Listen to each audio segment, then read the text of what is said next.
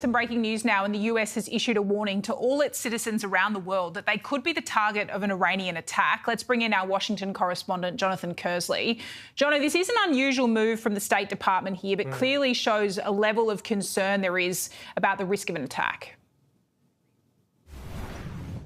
It's an extraordinary move by the State Department. It is telling all of its citizens around the world, in the United States, in the Middle East and in countries everywhere in between and beyond, that they need to take care now, that they need to take caution because of what they're talking about as the tense scenes in the Middle East. This is some of the State Department advice notice that has come out over the course of the last half an hour or so.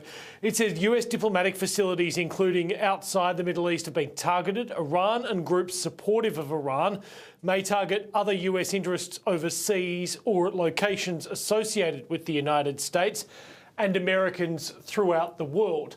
Clearly, it is now the State Department's view that there is a heightened level of concern about what Iran could do against US interests, not just in the Middle East, but in places further afield and around the world. US Central Command confirmed a short time ago that it had concluded its 10th consecutive night of operations in Iran, saying it had been targeting military installations once again, trying to reduce the attacks on ships in the Strait of Hormuz. But Trudy, I can tell you that the UK Maritime Office has just updated what it says was an attack near Oman, right at the tip of Oman in this very region. It's now saying that crew on board a tanker had to abandon ship and jump for their lives after coming under attack from a projectile in this region. So clearly it is a sign that Iran's attacks on shipping and on vessels continue in the region.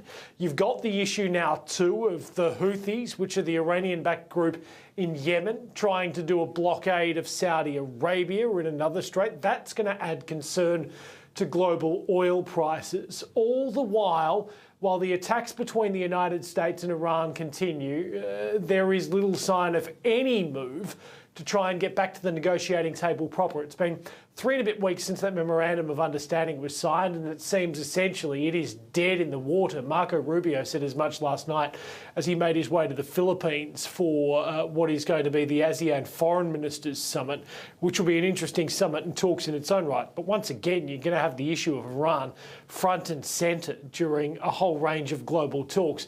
And Trudy, Iran's Revolutionary Guard has also just said within the last few moments that it has gone after a US base in Kuwait. So these are the types of things the State Department is talking about. Yes, they're going to go after American bases and American installations, as we've seen over the course of the weekend with the tragic deaths of 3 more American soldiers. But the concern now from the State Department is that those attacks from Iran and from their proxies could go far beyond the borders of where this conflict goes. And if that happens, then this crisis goes to a whole new level. Yeah, a serious concern about escalation. Jonathan Kersley with the latest in Washington. Thank you.